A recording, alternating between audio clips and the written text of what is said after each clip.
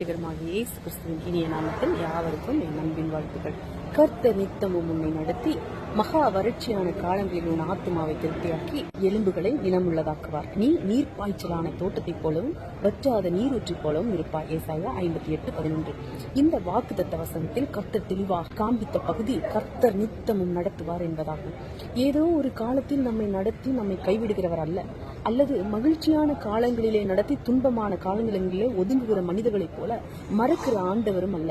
அவர் ஒவ்வொரு நிமிடமும் நம்மை நடத்துகிற ஆண்டவராயிருக்கிறார். 4 விதமான வழிநடத்துதல்களை குறித்து நாம் சிந்திக்கலாம். உன் சுய புத்தியின் மேல் சாயாமல் உன் முழு இருதயத்தோடும் கர்த்தரில் நம்பிக்கையாயிருந்து என்று நாம் பைபிளில் வாசிக்கிறோம். அநேக சமயங்களில் ஆண்டவர் நம்மை நடத்தாதபடிக்கு சுயம் நம்மை நடத்தி விடுகிறது. இன்று சபைகளானாலும் சரி, ஊழியங்களானாலும் சரி, தனி மனிதனுடைய காரியம் என்றாலும் தேவ சித்தத்தை காட்டிலும் சுய சித்தம் தான் மேலோங்கி நிற்கிறது. 2 நாளாகவும் 26ஆம் அதிகாரத்தில் யூதாவின் ராஜாவாகிய உசியாவை பார்க்கிறோம். கர்த்தரின் பார்வைக்கு செம்மையானதை செய்து வந்தான். அவன் ராஜாவானாலும் கர்த்தருடைய ஆலயத்தில் அவனுடைய சட்டம் செல்லுபடியாகவில்லை. தூபம் காட்ட உசியா கர்த்தருடைய ஆலயத்துக்குள் பிரவேசித்தான். தூபம் காட்டுகிறது ராஜாவே உமக்கு அடுத்தல்ல என்று ஆசாரியர்கள் தடுத்தார்கள். அவன் துணிந்து தூப கலசத்தை எடுத்தான். கர்த்தருடைய கோபம் அவன் மேல் மூண்டது.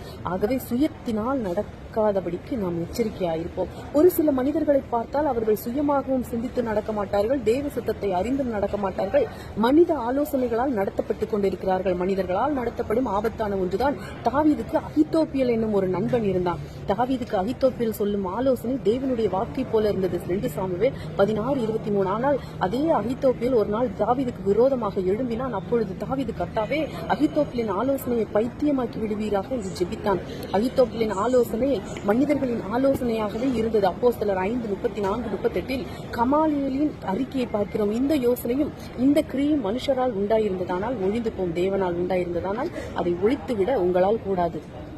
எந்த ஒரு மனித ஆலோசனையாக இருந்தாலும் ஆண்டவருடைய பாதத்தில் வைத்து கர்த்தரே நடத்தும்படியாக ஜெபிப்போம். பழைய ஏற்பாட்டில் ஆன்மீக வழிநடத்துதல்களை ஏராளம் பார்க்கிறோம். சாமுவேல், எலியா, எலிசா என்ற தீர்க்கதரிசிகளையும் பார்க்கிறோம். இவர்களெல்லாம் தேவனிடமிருந்து நல்ல ஆலோசனைகளை ஜனங்களுக்கு பெற்றுத் தந்தனர். புதிய ஏற்பாட்டில் யோவான் ஸ்நானன் ஆவிக்குரிய வழிகளில் ஜனங்களை நடத்தினார்.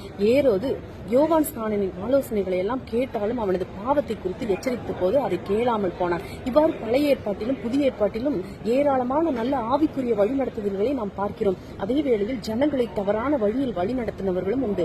ஆரோன் பொன் கன்றுக்குட்டிகளை உருவாக்கி இஸ்ரவேல் ஜனங்களை தவறாக வழிநடத்திவிட்டான். பிலேயாம் தேவ ஜனத்தை சபிப்பதற்கு கூலி வாங்கி கொண்டான். ஆகவே இவ்விதமான வழிநடத்துதல்களே நாம் எச்சரிப்போடு நடந்து கொள்ள வேண்டும். ஆண்டவராக இயேசு மத்தேயு 7:5 கள்ள தீர்க்கதரிசிகளுக்கு எச்சரிக்கையாயிருங்கள், அவர்கள் ஆட்டுத்தோலை போர்த்துக்கொண்டு உங்களிடத்தில் வருவார்கள், உள்ளத்திலோ அவர்கள் பட்சிக்கிற ஓநாய்கள் என்று போதித்தார். எனவே ஆன்மீக தலைவர்களால் நடத்தப்படும் போதும் நாம் தவறான வழியில் செல்ல நேரிடமாகவே நல்ல மனிதர்களை நாம் நம்புகிறதை பார்க்கிறோம். அணிதின வாழ்வில் நாம் கர்த்தர் மேல் மாத்திரமே நம்முடைய கண்களை பதித்து கர்த்தரால் நடத்தப்படுவதே நல்லது. சிறு பிள்ளைகள் தீக்குச்சிகளை வைத்து வீடு கட்டுகிறார்கள். அதை சிறிது தட்டிவிட்டாலே போதும், அது கீழே விழுந்துவிடும். அதுபோலதான் ஆவிக்குரிய தலைவர்கள் மேலே நம் வீட்டை கட்டும்போது அவர்கள் கீழே விழுந்தால் நாமும் விழுவோம். விழாதவர் யார்? நமது ஆண்டவராகிய இயேசு கிறிஸ்து மாத்திரமே. ஆகவே நமது ஆவிக்குரிய பயணத்தில் நாம் சிந்திக்க வேண்டியது நாம் யார் மேல் கட்டப்பட்டுக் கொண்டிருக்கிறோம் என்று தற்பரிசோதனை செய்து பார்ப்பது அவசியமாகும். மூத்த தலைவர்கள், ஆவிக்குரிய தலைவர்கள், நம்மை உற்சாகப்படுத்துகிற தலைவர்கள் நமக்கு தேவை. அவர்களை கொண்டு நாம் செய்ய வேண்டியது கர்த்தர் போதிப்பாரை தவிர அவர்கள் மேல் நாம் அஸ்திவாரம் போடக்கூடாது. ஆகவே ஆவிக்குரிய தலைவர்களை காட்டிலும் அவர்களை எழுப்புகிற ஆண்டவர் மேலே நாம் அஸ்திவாரம் போட வேண்டும். இறுதியாக கர்த்தரே நம்மை நித்தமும் நடத்துவார். அவர்தான் நமக்காக ரத்தம் சிந்தினார், நமக்காக மரித்தார், நமக்காக உயிரோடு எழுந்தவர், இன்று வரை நம்மை நிற்க வைத்தவர். ஆண்டவர் மாத்திரமே, திரியேக தேவனே நம்மை நடத்துவார். பகலில் மேக ஸ்தம்பத்தினாலும் இரவில் அக்னி ஸ்தம்பத்தினாலும் நம்மை நடத்துகிறார். உன்மேல் என்னை கண்ணை வைத்து உனக்கு ஆலோசனை சொல்லுவேன் என்றவர் ஆண்டவர். வழி தப்பி போகும்போது வழி இதுவே என்று சொல்லி நமது வலது கரத்தை பிடித்து நம்மை நடத்துகிறார். இந்த ஆண்டவர் நம்மை நடத்துகிற ஒரு சில காரியங்களை மட்டும் நான் சொல்கிறேன். தனிப்பட்ட விதமாகவும் கர்த்தர் நம்மை நடத்துகிறார். அப்போஸ்தலர் 9ஆம் அதிகாரத்தில் சவுலை நேரடியாக சந்தித்தார். சவுல் மனம் திரும்பி பவுலாக மாறின பின்பு பவுலை பார்த்து, பயப்படாதே, இந்த பட்டணத்தில் எனக்கு அநேக ஜனங்கள் உண்டு. அப்போஸ்தலர் 18:10 என்றும் அப்போஸ்தலர் 16:9 மக்கதோனியா தேசத்துக்கு சுவிசேஷத்தை அறிவிப்பதற்கு கர்த்தரின் அழைப்பை அறிந்து கொள்ளும்படியாக தேவ நடத்துதலை பெற்றுக் கொள்கிறதாகவும் பார்க்கிறோம். தம்முடைய தாசர்களையும் கர்த்தர் ஆச்சரியமாய் நடத்தினார். 1 சாமுவேல் 38 தாவீதோடு தனிப்பட்ட முறையில் கர்த்தர் பேசுகிறார். அந்த தண்டை பின்தொடர வேண்டுமா, நான் அதை பிடிப்பானா என்று கேட்டான். அதுக்கு அவர், அதை பின்தொடர், அதை நீ பிடித்து சகலத்தையும் திருப்பிக் கொள்வாய் என்றார். தனிப்பட்ட விதமாகவும் கர்த்தர் நடத்துகிறார். நம்மை குடும்பமாகவும் கர்த்தர் நடத்துவார். ஆதியாகமம் 31:3 தன்னுடைய குடும்பத்தை எண்ணி கலங்கி கொண்டிருந்த யாக்கோபை நோக்கி, உன் பிதாக்களுடைய தேசத்துக்கும் உன் இனத்தாரிடத்துக்கும் நீ திரும்பி போ, நான் உன்னோட கூட இருப்பேன் என்றார். ஆண்டவர் நம்முடைய குடும்பத்தையும் நடத்துகிறார். கர்த்தர் தம்முடைய ஊழியக்காரர்களை நடத்துகிறார். அப்போஸ்தலர் 13:1-4 வசனங்களை வாசித்தால், அவர்கள் கர்த்தருக்கு ஆராதனை செய்து உபவாசித்துக் கொண்டிருந்த போது பர்னபாவையும் சவுலையும் நான் அழைத்த ஊழியத்துக்காக அவர்களை பிரித்து விடுங்கள் என்று பரிசுத்த ஆவியானவர் திருவுளம் பற்றினார். அதே நேரத்தில் யார் மூலமாகவும் தீர்க்க தரிசனம் உரைக்கவில்லை.